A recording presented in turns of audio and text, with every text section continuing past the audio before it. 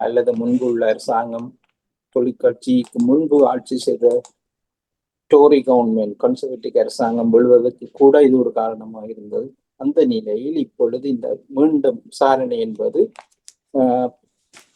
பல பகுதிகளிலிருந்து இந்த விசாரணை உருவாகிறது. அதில் முதல் கட்டமாக இந்த பாடசாலை சர்வகலாசாலை எடுத்துக்கொள்வோம். சர்வகலாசாலை மாணவர்கள் கடுமையாக அரசாங்கத்துக்கு எதிராக, அதாவது இப்பொழுது உள்ள அரசாங்கம் என்று அல்ல, பொதுவாக அரசாங்கம் எடுத்த அந்த கோவிட்டின் போது அவர்களை நடத்திய முறைக்கு எதிராக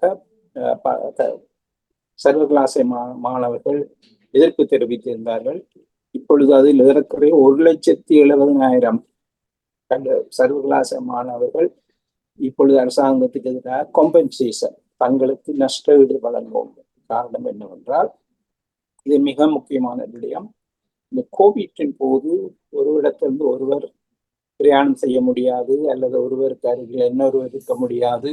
இப்படியான கட்டுப்பாடுகள் உள்ள நிலையில்தான் அந்த இயக்கம், அந்த கோவிட்டினுடைய தாக்கம் பல இடங்களை பாதித்திருந்தது. இது சர்வகலாசாலைக்கும் பொருந்தும். ஆனால் சர்வகலாசாலையில் இவர்கள் செலுத்த வேண்டிய பணம் மட்டும் 1% குறையவில்லை. இங்கேதான் வேடிக்கையானது.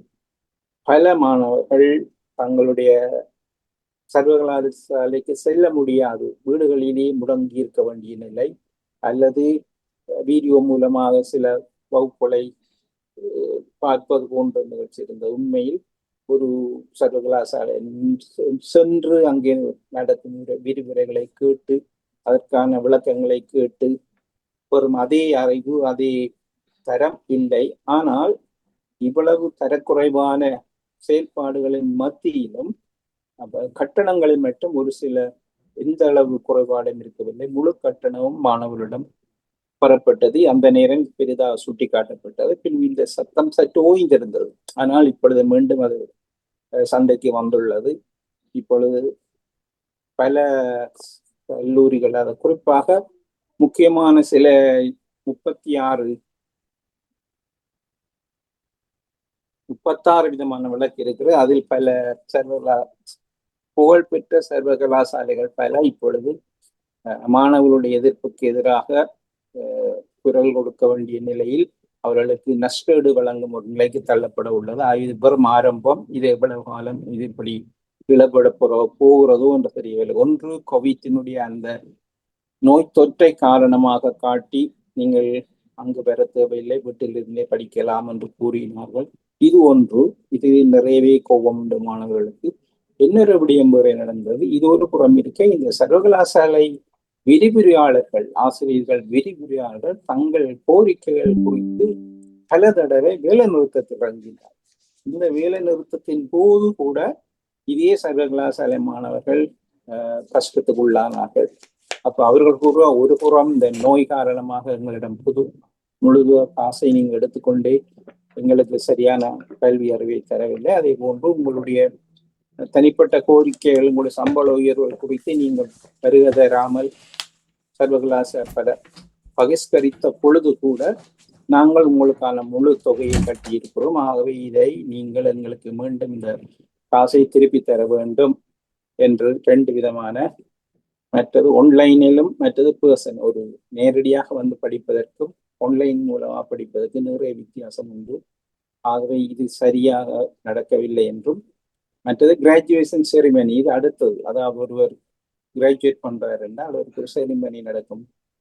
சர்வகால மண்டபத்தில் பலர் கூடி, பலர் முன்னிலையில் அந்த தங்களுடைய சர்டிபிகேட்டுகளை பெற்றுக் கொள்வார்கள். ஆனால் இங்கே அநேகமான எல்லாம் ஆன்லைன் மூலமாக, அதாவது வேர்ச்சுவல் என்று சொல்லுவோம். அவர்கள் அங்கே இருந்து பார்த்து கொண்டே இருப்பார்கள். இது ஒரு புறம் இருக்க, இவர்களுக்காக அனுப்பப்படும் சர்டிபிகேட்டுகள் ஒன்றும் உரிய நேரத்தில் அனுப்பி வைக்கப்படவில்லை. சில இடங்களில் தங்களுடைய கல்லூரி, அதாவது சர்வகலாசாலை பாடசாலை படிப்பை முடித்து பரீட்சையெல்லாம் எழுதிய பிறகு கூட அவர்களுக்கான அந்த சர்டிபிகேட்டுகள் முறையான முறையில் வராத நிலையில் பல வேலைகளுக்கு விண்ணப்பிப்பதற்கு கூட பல தடைகள் ஏற்பட்டது. இப்படியான ஒரு சிக்கல் ஏற்பட்டதை கோவிட் மீண்டும் ஞாபகத்தை கொண்டு வந்துள்ளது. இதன் காரணமாக அநேகமாக எதிர்வரும் மாதங்கள், வாரங்களில் பெரிய ஒரு பிரச்சனையாக அரசாங்கம் நஷ்டஈடு வழங்க வேண்டிய நிலை பெறலாம், பெறுமா இல்லையா என்பது கேள்விக்குறி. மற்றொரு முக்கியமான உள்ளூர் செய்தி, இந்த மே மாதம் நடைபெறப் போகும் உள்ளூராட்சி தேர்தல்கள் பழமையாக ஒவ்வொரு வருடமும் நடைபெறும். ஆனால் கடந்த கன்சர்வேட்டிவ் அரசாங்கம் இருக்கும் பொழுது இந்த சில தொகுதிகளில், அதாவது உள்ளூராட்சி மன்றங்களில் சிலவற்றுக்கு அங்கு தேர்தலை நடத்தாமல் விட முயற்சித்தார்கள். அதற்கு கூறும் பல காரணங்கள் கூறினார்கள். பல இடங்களில் 2 தொகுதிகள் ஒன்றாக இருந்தது அல்லது கூடுதலானவை ஒரு பகுதிக்குள் அடங்கி சிறிய பகுதியாக பிரிந்தது என்ற ஒரு காரணத்தை காட்டி இந்த குறிப்பிட்ட 136 திட்ட உள்ள பரோக்களில் 30 பரோக்களில் 30 உள்ளூராட்சி மன்றத்துக்கு தேர்தல் நடப்பது இல்லை என்று அறிவிக்கப்பட்டது. இது அறிவிக்கப்பட்டு ஒன்றரை வருடத்துக்கு மேலாகிவிட்டது. ஆனால் இப்பொழுது ஆட்சிக்கு வந்த அரசாங்கத்துக்கு இது ஒரு தலையடியாக இருந்தது. எப்படி என்றால் 30க்கும் மேற்பட்ட உள்ளூராட்சி மன்றத்தில் இருந்து நீங்கள் உண்மையின்படி அவர்களுக்கு வாக்களிக்கும் உரிமையை நீங்கள் மறுக்கிறீர்களா இருந்தால் நீங்கள் பிழையாக நடக்கிறீர்கள் என்ற அரசாங்கத்துக்கு ஒரு அழுத்தம் வந்தது. அதில் குறிப்பாக இப்பொழுது இந்த உள்ளூராட்சி மன்ற தேர்தல்களில் ரிஃபார்ம் யூகே கட்சி அதிக வெற்றியை பெற்றதனால் அவர்களுக்கு இது உற்சாகம் கண்டுள்ளார்கள். எப்படியும் இந்த தேர்தலை நடத்த வேணும், அப்படி நடாத்தாமல் 30 இடங்களில் நீங்கள் தடுப்பீர்களானால் இது சட்டப்படி ஜனநாயகத்துக்கு விரோத செயல் என்ற ஒரு வழக்கை தொடுத்திருந்தார்கள். எப்படியோ அந்த வழக்கு அவர்கள் பக்கம் வெற்றியாகிவிட்டது. இப்பொழுது அரசாங்கம் பின்வாங்க நிலைக்கு வந்துள்ளது. அந்த குறிப்பிட்ட தேர்தல் நடத்த முடியாத 30 என்று அறிவிக்கப்பட்ட தொகுதிகளுக்கு இந்த மே மாதம் தேர்தல் நடைபெறப் போகின்றது. இங்கே பல சிக்கல் உருவாகிறது. அங்கே தேர்தல் நடக்காது என்ற காரணத்தை வைத்துக்கொண்டு அவருடைய தங்களுடைய செலவினங்கள் மற்ற செயல்பாடுகளை வேறு விதமாக மாற்றி அமைத்துக் கொண்டு வந்தார்கள். ஆனால் இப்பொழுது திடீரென்று அங்கே தேர்தல் நடைபெறப் போகிறது என்பதற்காக மேலதிக ஏற்பாடுகளை செய்வதற்கு நிறைய பண செலவு ஒன்று இருக்கிறது. இதனால் உள்ளூராட்சி மன்றங்களுக்கும் அரசாங்கத்துக்கும் இடையில் ஒரு குழப்ப நிலை காணப்படுகிறது.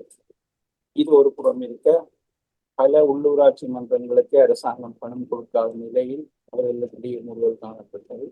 ஆனால் இப்பொழுது இந்த நைஜல் ஃபராஜ் அவர்களால் தொடுக்கப்பட்ட இந்த வழக்கு ஓரளவுக்கு அரசாங்கம் தோற்றுகிறது. வெளிப்படையாக கூறதான் உண்மையில் அரசாங்கம் தோல்வி வந்துள்ளது.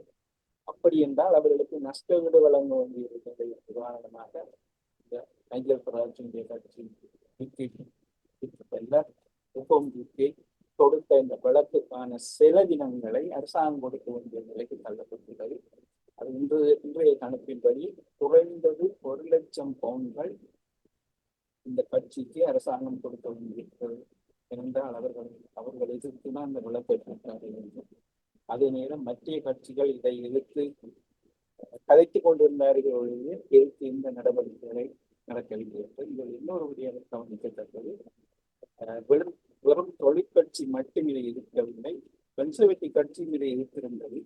ஆக 2 பேரும் சேர்ந்து ஒரு தன்மையாக இருக்கும் பொழுது ரிஃபார்ம் கட்சி இவர்களுக்கு எதிராக வழக்கு போட்டது. மற்ற இந்த கட்சி இதற்கு எதிராக வழக்கப்படுவதை காரணப்படுத்தப்பட்டிருந்தால் தாங்கள் மட்டுமே ஜனநாயகவாதிகள் என்று அவர்கள் நிறுவுவதற்கு இன்னொரு சந்தர்ப்பம் கிடைக்கிறது. இது எதிர்வரும் மே மாதம் நடைபெறப் போகும் உள்ளூராட்சி மன்ற தேர்தலில் அரசாங்கத்துக்கு மேலும் பலத்த அணிகளும் என்று எதிர்பார்க்கப்படுகிறது. இதில் கன்சர்வேட்டிவ் கட்சி கடுமையாக தாக்காமல் இருப்பது காரணம் இந்த கொள்கையில் அலுவாசி அவர்களுடைய கடுமையாக தாக்காட்டையும். ஆனால் இப்பொழுது உள்ள பல நிலைகளில் ரிஃபார்ம் யூகே அதிக இடங்கள் வரும் என்றும் இதை போக இவர்கள் செல்வாக்கை வளர்த்து கொண்டே செல்லும் என்ற ஒரு கருத்து விளங்குகிறது. அதே நேரம் இந்த கட்சியான ரிஃபார்ம் யூகேனுடைய கட்சியினுடைய முக்கிய சில உறுப்பினர்கள் இப்பொழுது இவர்களுடைய அடாத்துத்தனமாக அவருடைய ஆன்லைன் கூடிய கருத்துக்களை வைத்து இவருடைய முக்கியமான அமைச்சர் ஒருவர் உறுப்பினர் ஒருவர் 18 மாதம் சிறைக்கு அனுப்பப்பட்டிருந்தார். அதை எதிர்த்து அந்த 18 மாத சிறை முடிந்து வந்த கையோடு அவர்கள் வெறும் ஒரு கருத்தை கூறியது 18 மாத சிறை என்றால் அவர் கூறியது இந்த அசைலம் 65 இருக்கிறது. ஹோட்டல்களை தாக்குங்கள், வீதி விளங்குங்கள், அடியுங்கள் என்று கூறியது அவ்வளவு பெரிய திட்டம் இல்லை என்று அவருடைய கருத்து. இந்த நிலையில் இப்பொழுது ரிபப்ளிக் கட்சியில் உள்ள முக்கியமான யூசுப் என்பவர் கூறும் கருத்து என்னவென்றால், வேணுமென்றால் இந்த இடதுசாரி அரசாங்கங்களை, தொழிற்கட்சி அல்லது கிரீன் கட்சி, லிபரல் டெமோக்ராட் கட்சி போன்ற இடதுசாரி போக்கு உள்ள அரசாங்க கட்சிகளை பதவியில் அகற்ற வேண்டுமாக இருந்தால் நாங்கள், அதாவது ரிபப்ளிக்கே கன்சர்வேட்டிவ் கட்சியுடன் தோறும் கட்சியுடன் கூட சேர்ந்து ஒரு ஒப்பந்தத்தை செய்து பொது தேர்தலுக்கு அடுத்த போட்டிகளை தங்களை தயார் பண்ணலாம் என்ற கருத்தை கூறுகிறார்கள். இது பல மட்டத்தில் பெரிய ஒரு குழப்பத்தை ஏற்படுத்தியுள்ளது. பதவியில் இருக்கிற அரசாங்கம் சரி, எதிர்கட்சியாக இருக்கிற கன்சர்வேட்டிவ் கட்சி சரி, இவருடைய கருத்தை சற்று குழப்பத்தோடு பார்க்கிறார்கள். ஏனென்றால் கன்சர்வேட்டிவ் கட்சியானது இப்பொழுது பலமிழந்து போகிறது, கண்ணுக்கு முன்னால் இருக்கிறது. அவருடைய கட்சியிலிருந்து வரக்கூடிய 20 வரை அந்த கன்சர்வேட்டிவ் கட்சியை விட்டு ஒன்றியத்துக்கு வந்துள்ளார்கள்.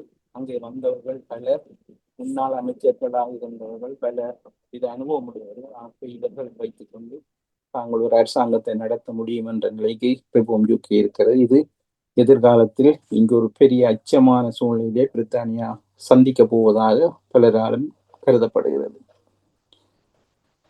மூன்றாவது விடயமாக இந்த மீசில்ஸ் என்று கூறுவோம், நாங்களுடைய தமிழ் கூற சின்னமுத்து என்று கூறுவோம், இல்லை தட்டம்மை என்று கூறுவோம். இந்த வருத்தம் பொதுவாக மேற்கு நாடுகளில் காணப்படுவதில்லை. ஆப்பிரிக்க நாடுகள், கிழக்கு நாடுகளில் தான் இந்த வருத்தம் காணப்படுகிறது. அவ்வப்போது இப்படியான நோய்கள் வரும் என்றால் சிறு வயதிலே இந்த MMR என்ற முக்கூட்டு தடுப்பூசி குழந்தைகளை கொடுத்தபடியால் குழந்தையில் இருந்தே இந்த வருத்தம் வருவது தவிர்க்கப்பட்டது. ஆனால் வெளிநாடுகளிலிருந்து வருபவர்கள் சிலர் அந்த வருத்தத்தை கொண்டு வருவது, அல்லது இங்கே உள்ள சில பெற்றோர்கள் அந்த சரியான ஊசி முறையை போடாத காரணத்தினால் பலம் குறைந்தவள் அவர்களுக்கு இந்த நோய் பெற காரணமாயிருக்கள். இப்போது ஏறக்குறை 60 பேருக்கு இந்த சின்னம்மை, அதாவது சின்னமுத்து நோய் காணப்பட்டதாக அறிவிக்கப்படுகிறது. இது ஒரு உண்மையில் இது எப்படி என்றால் ஒரு காய்ச்சல் போல் இருக்கும், இருமல் போல் இருக்கும், மூக்கால் ஓடுவது போல் இருக்கும், தோள்களில் காதுகளில் ஒரு தடிப்பு போல் இருக்கும், பின் தோள்களில் வெடிப்பு வரும். இது சில சந்தர்ப்பங்களில் பாதிப்புக்கு உள்ளாகுவர் சிறிய குழந்தைகளும் அல்லது வயோதிபர்கள் அல்லது கர்ப்பிணிகளுக்கு இது பாதிக்கும் ஒரு ஆபத்து இருக்கிறது. அதனால் உயிரிழக்கக்கூடிய ஒரு ஆபத்து கூடியிருப்பதாக அறிவிக்கப்படுகிறது. இது மிக முக்கியமான ஒரு விடயமாக கருதப்படுகின்றது.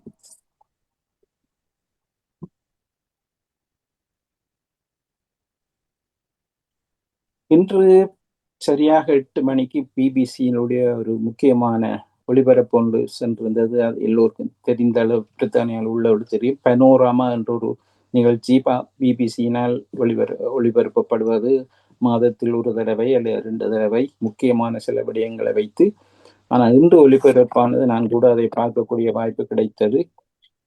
ஏறக்குறைய 23 வருடங்களாக ஒருவர் சிறையில் அடைக்கப்பட்டிருந்தார். காரணம், அவர் ஒருவரை கொலை செய்தார் என்று. அவருடைய பெயர் ஒமார் பங்கீத் என்பது. சந்தர்ப்ப சூழ்நிலை காரணமாக இவர் கொலையாளி என்று நிரூபிக்கப்பட்டு சிறைக்கு அனுப்பப்பட்டிருந்தார். ஆனால் இங்கே அந்த நாட்களில், இப்ப 23 வருடம் என்றால் இந்த சிசிடிவி கேமராக்கள் அந்த இல்லை, ஃபிங்கர் பிரிண்ட், இந்த DNA டெஸ்ட் செய்கிற அளவுக்கு வசதிகள் இருக்கவில்லை. பின்புதான் இவையெல்லாம் ஒன்றன் ஒன்றாக வந்தது. இருந்த போதும் அந்த கேஸோடு சம்பந்தப்பட்ட, உதாரணமாக குற்றஞ்சாட்டப்பருடைய சகோதரி கடுமையாக இந்த இதை எதிர்த்து கொண்டே வந்தார். இப்பொழுது ஏறக்குறை 9 வருட ஆராய்ச்சியின் பின் இவர்கள் தொகுத்த அந்த குற்றவாளி என்று காணப்பட்டவர் உண்மையே குற்றவாளி அல்ல, இவர்கள் போலீசாரினால் சோடிக்கப்பட்டவர்கள் என்று இப்பொழுது நிரூபிக்கப்பட்டுள்ளது. ஏனென்றால் போலீசார் ஏறக்குறை 13 சாட்சிகளை நீதிமன்றத்துக்கு கொண்டு வந்திருந்தார்கள்.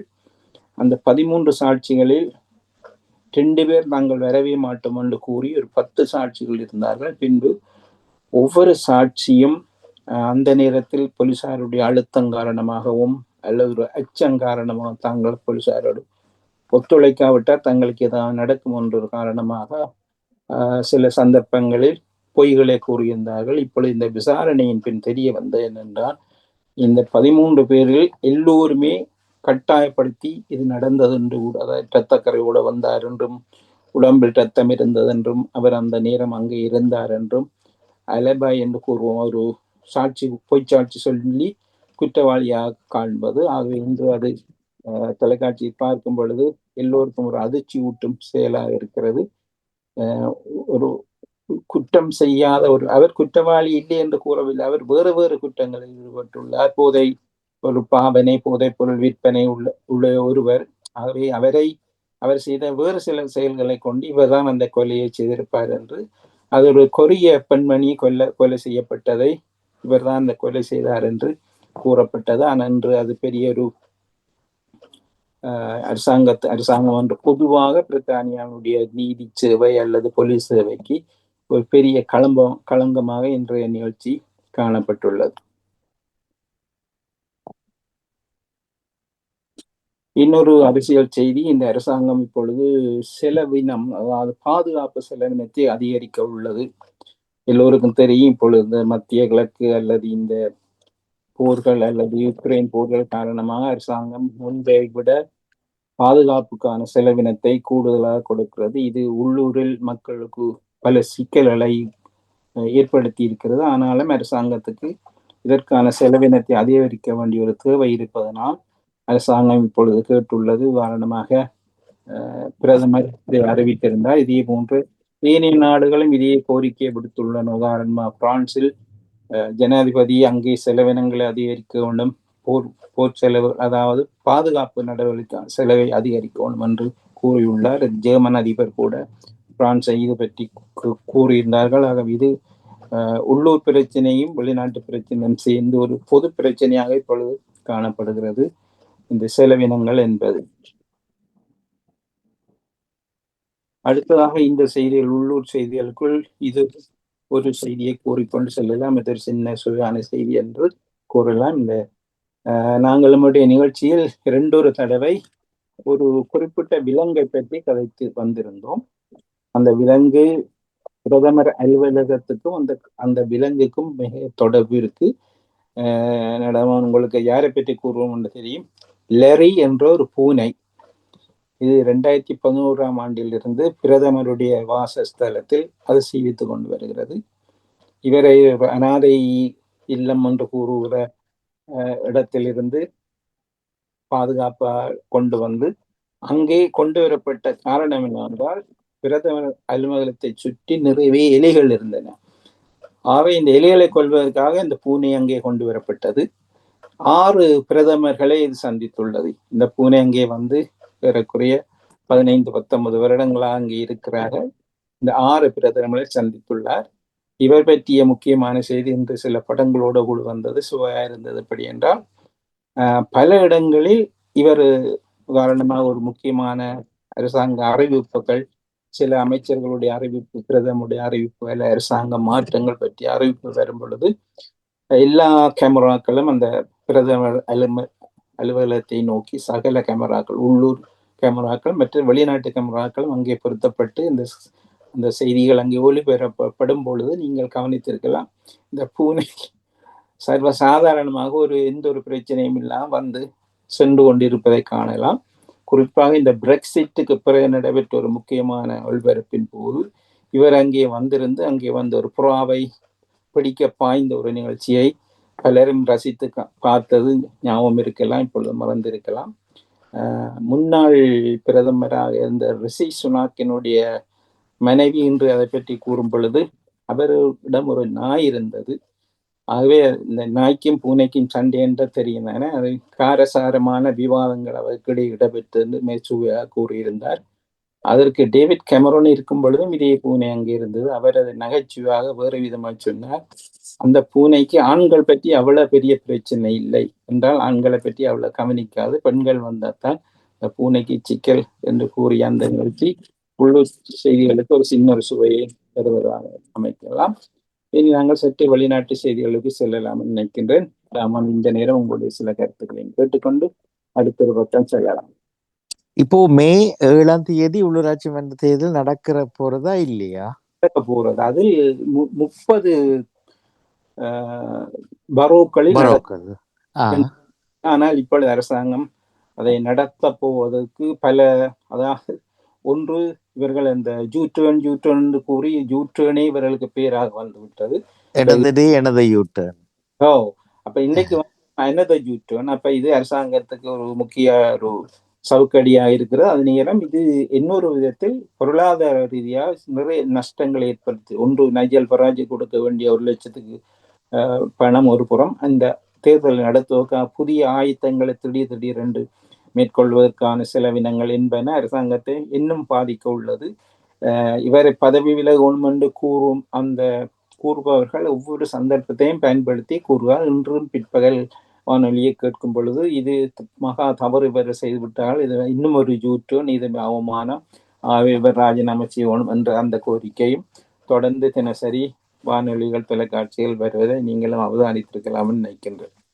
அப்படி இருந்தால் இப்ப அப்படி அரசாங்கம் பின்னடிக்க முயன்று பிறகு என்ன அது திருப்பி இல்லை என்று தேர்தல் உறுதியாகுது, நீதிமன்றம் ஏதாவது தலையிட்டதா அல்லது அது எனக்கு ஒரு குழப்பம் இந்த செய்தியில். ஆமாம், இது நிச்சயம் என்னவென்றால் ஒரு நைஜல் ஃபராஜினுடைய ரிஃபார்ம் யூகே இதுக்கு எதிராக ஒரு வழக்கம் தொடுத்திருந்தது. அந்த வழக்கை அவர் செய்து கொண்டு போகும் பொழுதே அவர்களுக்கு விளங்கி விட்டது இது எங்கேயோ போய் முடிய போறது, மிக இன்னும் நாட்டை கட்ட வேண்டி வேண்டும் என்று. ஆகவே இந்த ஒரு அளவு அப்படி பின் ஒன்றும் தெரியாத மாதிரி விடும் பொழுது எதிர்ப்பகுதியில் உள்ள வழக்கு செய்தவர்களுக்கான செலவை இவர்கள் தானே பொறுக்க வேண்டும். நைஜல் ஃபராஜ் குறைந்தது 1 லட்சம் பவுன்கள் இவர் கொடுக்க வேண்டிய நிலை வரும் பொழுது அவரை கூறிவிட்டார், நாங்கள் முதலாக லேபர் அரசாங்கத்தை நீதிமன்றத்துக்கு கொண்டு வந்தோம், நாங்கள் வென்று விட்டோம், மற்றவர்கள் யாரும் எதிர்த்து ஒரு குரல் கூறவில்லை என்றால் டோரி கட்சி, லிபரல் டெமோக்ராட் கட்சி போன்றவர்களுக்கும் ஒரு அடியாக அவர் கூறியிருக்கிறது. முக்கியமானது லிபரல் டெமோக்ராட் கட்சியும் இதனை வரவேற்கிறது, இந்த தேர்தல் நடப்பதை அது வரவேற்றுக் கொண்டே இருக்கின்றது. இப்ப புரிகிறது. சரி, அப்ப மே 7ஆம் தேதி வியாழக்கிழமை இந்த தேர்தல் வாக்களிப்புகள் நடைபெற போகின்றன. இடங்களிலும் நடக்கத்தான் போகின்றது. சரி, நல்லது. தொடர்ந்து கேட்போம். அடுத்ததாக இந்த நாங்கள் சற்று வெளிநாட்டு செய்திகளை சொல்லும் பொழுது இந்த இன்னொரு முக்கியமான செய்தி இப்பொழுது வெளியில் வந்தது. முன்னாள் ரஷ்யாவினுடைய எதிர்கட்சி தலைவராக வர வேண்டிய நிலையில் இருந்த நவல்னி என்பவரை பற்றிய செய்திகள் 2 தினங்களாக சகல பத்திரிகைகளையும் வந்து கொண்டிருக்கிறது. அவர் இறந்த தினம் இதுக்குள்ளே வருகின்றது. அதே நேரம் அவர் எப்படி கொல்லப்பட்டார் என்ற செய்தி, மிக அதிர்ச்சிகரமான செய்திகள் இப்பொழுது ஒரே நேரம் வந்துள்ளது. அது சில முக்கியமான நாடுகள் அதனை உண்மையில் ஏற்றுக்கொண்டுள்ளன. இவர்கள் பாவித்த ஒரு வித நஞ்சு ஒரு தவளை என்று கூறுவோம். அது தென் அமெரிக்காவில் உள்ள ஒரு முக்கியமான ஒரு தவளை. அந்த தவளையில் உள்ள நஞ்சானது மிக கொடூரமான நஞ்சு. இதனை பயன்படுத்தித்தான் இவர் கொல்லப்பட்டிருப்பதாகவும் இவருடைய அந்த உடல் கூறுகளில் எடுத்த பரிசோதனையில் இருந்து இந்த முக்கியமான அந்த டாக்ஸிக் அவருடைய உடலில் காணப்பட்டது. இந்த குறிப்பிட்ட எப்பிபெக்டிரின் என்ற ஒரு பெயர், இது ரஷ்யாவுக்கு மிக நெருக்கமான ஒரு நஞ்சாக கருதப்படுகிறது. காரணம் என்றால் இதை தேடி கண்டுபிடித்து செய்ய வேண்டிய தேவை ரஷ்யாவுக்கு இருக்கிறது. அது மற்றவர்களை கொல்லுவதற்கு இந்த நஞ்சு வைத்து அவர்கள் கொல்லுவது இது முதல் தடவை இல்லை. மற்றது அப்படி செய்வதற்கு நிறைய சந்தர்ப்பம் இருந்தது. உதாரணமாக அவரை கைதியாக பிடித்து சிறையில் வைத்திருக்கும் பொழுது இந்த நஞ்சு அவர்களுக்கு கொடுக்கப்பட்டது. ஆனால் இது ஒரு தவளையிலிருந்து புறப்படும் பயங்கரமான நஞ்சு. இன்றைய பத்திரிகைகள் ஒரு தவளையினுடைய படம் இதற்காகத்தான் பிரசுரிக்கப்பட்டிருந்தது. ஆனால் இன்னொரு கருத்தும் கூறப்படுகிறது, இதே நஞ்சை உண்மையில் இந்த தவளையில் தான் எடுத்தார்களா அல்லது ஆய்வு கூடத்திலே செயற்கை முறையில் அதில் உள்ள மாதிரிகளை வைத்துக்கொண்டு தயாரிக்கப்பட்ட ஒன்றுதானா என்று ஒரு கேள்வி எழுதுகிறது. அதுக்கு சந்தர்ப்பங்களும் இருக்கிறது. அதை சவுத் ஆப்பிரிக்கன் ஃப்ராக்கோன்னா தென் அமெரிக்கா நாட்டினுடைய தவளையினுடைய அந்த நஞ்சு பிறகு கொடுக்கப்பட்டு இறந்ததாக கருதப்படுகிறது. அவர் இறந்து 1 வருடம் ஆகிறது. ஆகவே இந்த நேரத்தில் இந்த செய்தியும் மிக முக்கியமாக வந்து கொண்டிருக்கிறது. அடுத்த செய்தியாக ஈரான் பற்றிய செய்தி மீண்டும் இன்னும் முறை வருகிறது. 2 வாரங்களுக்கு முன்பு ஈரானை தாக்குவதா அமெரிக்கா படையெடுத்து வருகிறது என்றும் ஒரு கதை அடிபட்டு கொண்டிருந்தது. பின்பு 2 பகுதியும் ஒரு போரை தவிர்க்கும் ஒரு முயற்சியில் ஈடுபடுவதாகவும் வேறு சில நாடுகளுடைய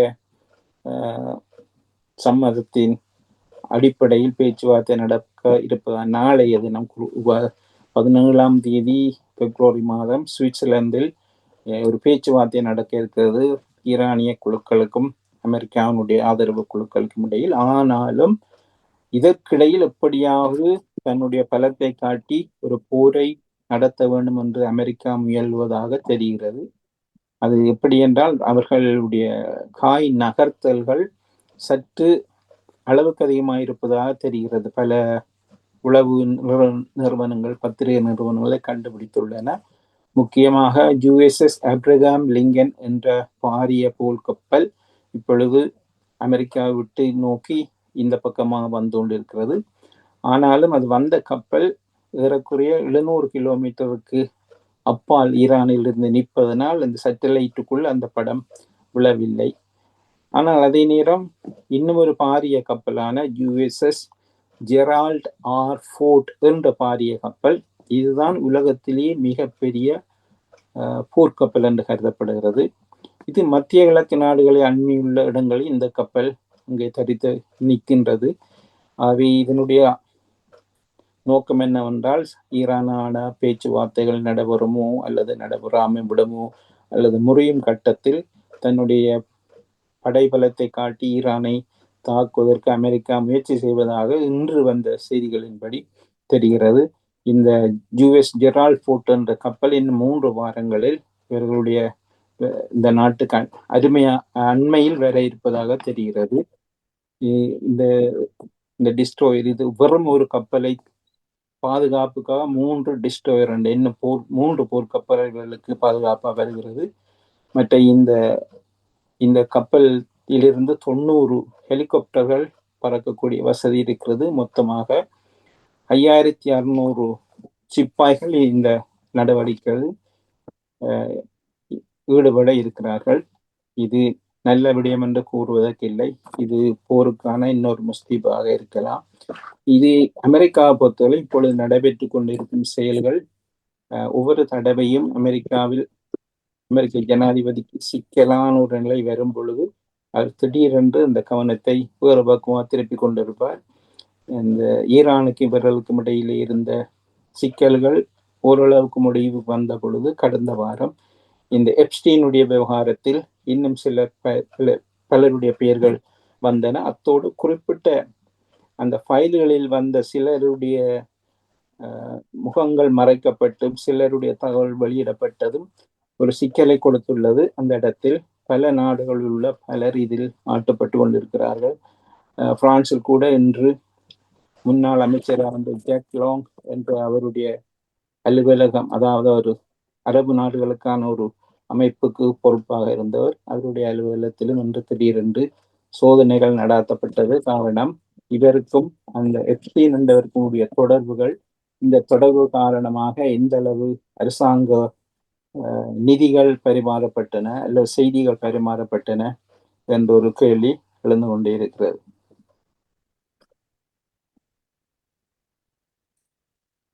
உங்கள் பக்கமுள்ள செய்திகள் இருந்தால் நாங்கள் ஒரு 10 நிகழ்ச்சியை முடிவு கொண்டு வரலாம்னு நினைக்கின்றேன். இந்த முக்கியமான இந்த உள்ளூர் செய்தியில் இந்த சின்னமுத்து என்று சொல்ற மீசில்ஸ் என்ற நோய் பரவுவது குறித்து நாம் பொதுவாக கிழத்திய நாட்டு மக்கள் கவனமாக இருக்கணும். இலங்கை, இந்தியா, பங்களாதேஷ், பாகிஸ்தான் போன்ற நகரங்களுக்கு சென்று வருபவர்கள் கூடுதலாக முன்னெச்சரிக்கையாக இந்த தடுப்பூசிகளை போட வேண்டும் என்றும், இப்பொழுது கோடை காலம் ஆரம்பிப்பதனால் பல நாடுகளுக்கு பலர் செல்லும் ஒரு ஆபத்து இருக்கிறது. அங்கு சென்று இருந்து மீண்டும் இங்கே வரும் பொழுது பல நோய்களை காவும் கிருமிகளை கொண்டு இங்கே வருவார்கள் என்பது குறிப்பிடத்தக்கது. இந்த நேரத்தில் அரசாங்கத்துக்கு எதிராக இயங்கும் அல்லது வெளிநாட்டுக்காரனால் அல்லது அரசியல் தஞ்சம் கூறுவவர்களால் என்னென்ன பாதகங்கள் வருமோ அதை சுட்டிக்காட்ட முயற்சிக்கும் பொழுது இப்படியான நோய்கள் வருவதும் அவர்களை வெளிநாட்டவர்களுக்கு எதிரான ஒரு கருத்தை கூறுவதற்கு முக்கிய நிகழ்ச்சியாக அமைய போகிறது. என்பதுதான் கைவசம் உள்ள செய்திகள். உங்களுடைய உள்ள ஒரு சில கருத்துக்களையும் பார்த்து கொண்டு நிகழ்ச்சியை முடிவு கொண்டு வரலாம். மேடம்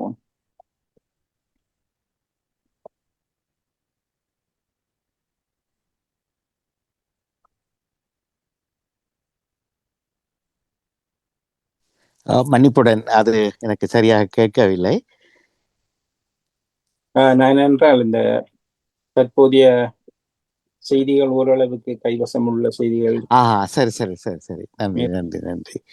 எனக்கு அவகாசம் காணாம இருந்தது. பழைய செய்திகளில் முக்கியமான செய்தி இந்த மீசில்ஸ் என்று கூறும் சின்னமுற்று வருத்தம் இந்த இப்பொழுது இங்கே 65 இடங்களில் காணப்பட்டது என்பது ஆசிய மக்களுக்கு மிக அவசியமான ஒரு செய்தியா இருக்கிற காரணம், நம்மை போன்றவர்கள் இலங்கை, இந்தியா, பாகிஸ்தான், பங்களாதேஷ் போன்ற நாடுகளுக்கு சென்று வரும் பொழுது அநேகமாக இந்த நோய்களோடு இங்கே வரும் ஒரு ஆபத்தும் இருக்கிறது. ஆகவே இந்த விடயத்தில் மக்கள் விழிப்பாக இருக்கணும் என்று நான் இந்த செய்தியின் ஊடாக நானும் உங்கள் மூலமாக இதை மக்களுக்கு அறிவிக்கணும் என்று கேட்டுக்கொள்கின்றேன். அதான் திருப்பி ஒரு பேண்டமிக்கு இடம் இல்லை தானே, அந்த அளவுக்கு வருவதற்கு சந்தர்ப்பம் இல்லை. ஏனென்றால் ஏற்கனவே இவர்களுக்கு சிறு வயது கொடுக்கப்பட்ட முக்கூட்டு ஊசி என்று கூறுவோம் தானே, 3 சிறுவர்களுக்கு வரும் அந்த ஊசி போட்டது. ஊசி போடாதவர்கள் மிக குறைவு. சிலர் வெவ்வேறு காரணங்களுக்காக அந்த குழந்தைகளுக்கு அந்த தடுப்பூசியை கொடுக்காவிட்டு இருக்கிறார்கள். அல்லது வேறு வேறு காரணங்களாக இவர்களுடைய அந்த நோய் எதிர்ப்பு சக்தி குறைவாக இருக்கும் பொழுது இப்படியான வைரஸ்கள் தாக்கத்துக்கு உள்ளாவார்கள். அது சில சந்தர்ப்பங்களில் வெறும் சிறிய வருத்தமாக இருக்கும். ஆனால் அதன் பாதிப்பில் கடுமையாக இருந்தால் அவர்களுக்கு மரணம் கூட வரக்கூடிய நிலையில் இந்த சின்னமுத்து என்ற நோய் முக்கியமானதாக இருக்கிறது. இது நாங்கள் ஆசிய மக்கள் அல்லது ஆப்பிரிக்க நாட்டு மக்கள், தென் அமெரிக்க நாட்டு மக்கள் இந்த விடயத்தில் கூடுதலான கவனமாக இருக்கணும். ஏனென்றால் சுகாதார அளவில் இங்கே சகல நிறுவனங்களும் குழந்தைகளுக்கான ஊசி போடுவதற்கு கட்டாயப்படுத்தி போடுவார்கள். ஆனால் இந்த கோவிட்டின் போது கூட எங்களுக்கு தெரியும் இது ஒரு சிக்கலாக இருந்தது. கோவிட் தடுப்புக்காக ஊசி போட வேண்டும் என்று அறிவிக்கப்பட்ட பொழுது அதை இல்லை, ஊசி போட தேவையில்லை, இது வேணுமென்றே கொண்டு வந்தது என்று கருத்து கூறும் ஒரு சார இந்த தடுப்பூசி போடுவதற்கு எதிராக பிரச்சாரங்கள் செய்ததும், தடுப்பூசி போடுபவர்களை போட வேண்டாம் என்று கூறப்பட்ட நிகழ்ச்சியில நாங்கள் கவனித்திருக்கிறோம். ஆகவே நீங்கள் கூறிய மாதிரி ஒரு பேண்டமிக்காக வருவதற்கு இல்லை. ஆனால் இது ஒரு சிறு பிள்ளைகளை பாதிக்கும், மிக பெரிய அளவில் சிறு பிள்ளைகளை பாதிக்கும் ஒரு நோயாக இது கருதப்படுகின்றது. மீண்டும் மீண்டும் இன்னும் ஒரு அச்சுறுத்தல் விரைவி வருவதுதான் தெரிகிறது. பார்க்கலாம், கவனம் எடுத்துக் கொள்வதுதான் சிறப்பு என்று நினைத்துக் கொள்வோம். எங்கிருந்தாலும் இப்படியாக இருந்தாலும் அவை அது குறித்தும் கவனம் எடுத்துக் கொள்ளலாம். நீங்கள் சொன்ன ஏனைய செய்திகளையும் கேட்டிருந்தோம். பல புதிய விடயங்களும் அதில் உள்ளடங்கியிருந்ததை காணக்கூடியதாக இருக்கிறது. கோவிட் பற்றிய செய்திகள் இப்பொழுது மீண்டும் வர ஆரம்பித்துள்ளன. விசாரணைகள் நடைபெறும் பொழுது இதனால் பாதிப்புக்குள்ளானவர்கள் பலர், பாதிக்கப்பட்டவர்கள் தங்களுக்கு நஷ்ட ஈடு கோரும் நிலை வரும் பொழுது மீண்டும் அரசாங்கம் ஒரு சிக்கலில் மாட்டும் ஒரு நிலை மீண்டும் தோன்ற இருக்கிறது. இது அரசாங்கத்துக்கு எதிராக இவ்வளவு குற்றச்சாட்டுகளை கூறி அதை எப்படி மழுங்கடிக்க முடியுமோ அப்படியான நிலையில் இது அவர்களுக்கு மிக இன்னொரு சும்மா இருப்பவர்களுக்கு வெறும்பாய் வெறும்பாய் முதல்வர்களுக்கு அவல் கிடைத்தது போல் என்று இந்த கோவிட்டினுடைய தாக்கங்களும் வந்து சேர வாய்ப்புண்டு. இது கிளறப்படும் போது மீண்டும் போரிஸ் ஜான்சன் வேற பேர் அடிபடுமா தெரியவில்லை. அடிபடாமல் போக நியாயமே இல்லை. நிறைய அவருடைய பெயரில் தான் கூடுதல் அடிபட்டது. அவரே செய்த தவறுகள், ஒரு கையில் கிண்ணம் மற்ற கையில் என்று வைத்துக்கொண்டு தாங்கள் இதுவுமே செய்யவில்லை என்று கூறின படங்கள் வெளியில் வந்ததால் தான் இறுதியில் அவர் அந்த கட்சியிலிருந்தே நீக்கப்பட்டு அந்த பதவியிலிருந்தே தூக்கி எறியப்படுவதற்கு இது ஒரு காரணமாக அமைந்தது. இதனை பயன்படுத்தி ஏனையவர்களும் உள்ளே வந்து எல்லாருமா சேர்ந்து அந்த கட்சியை ஓரளவுக்கு கண்காணாத தூரத்துக்கு அனுப்பி வைத்திருந்தார்கள். சில மாதங்களுக்கு முன்னர் விசாரணைக்கு உட்படுத்தப்பட்டார் இல்லையா? அவருடைய சாட்சியங்களும் பதிவாகி இருந்தன. நல்லது, பொறுத்திருந்து அடுத்த வாரம் வரையில் என்ன மாற்றங்கள் நிகழ்கிறது என்பதை அவதானித்து இன்னும் ஒரு தகவல் சாலையின் பக்கத்தில் இணைந்து தகவலை பரிமாறிக்கொள்வோமே. ஆ, மிக்க மிக்க நன்றி. நன்றி. உங்கள் உங்கள் நினைவுக்கு நினைவுக்கு மிகுந்த மிகுந்த நன்றி. தொடர்ந்து கொள்வோம். யோகரட்னம் அவர்களே. நன்றி. நன்றி. வணக்கம். நேர்களோடு இணைந்திருந்தது தகவல் சாலை தொகுப்பில் சிறப்புகளோடு சிறப்புகளோடு திரு யோகரட்னம் அவர்கள். இதே நிகழ்வு நிகழ்வு நாளை மாலை 4 மணிக்கு மணிக்கு மீளலைகளில் மீளலைகளில் லண்டன் தமிழ் வானொலியில் இடம்பெறும். இரவு இதே நேரமும் இரவு காற்றிலும் நீள உறவுகள் இணைந்து கேட்பீர்கள் என்பதை ஞாபகம் மூட்டிக் கொண்டு நாங்கள் விடைபெறுகிறோம். சிறப்போடு திரு யோகரட்னம் அவர்கள். வணக்கம். வணக்கம். நன்றி. மிக்க நன்றி.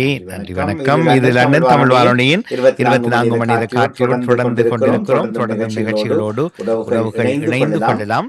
பாடல்கள் தகவல்களோடு சந்தித்துக் கொள்ளலாம். பாமுகம் தொலைக்காட்சி நிகழ்வுகள் காலை வளமை போல 8 மணிக்கு ஆரம்பமாகும்.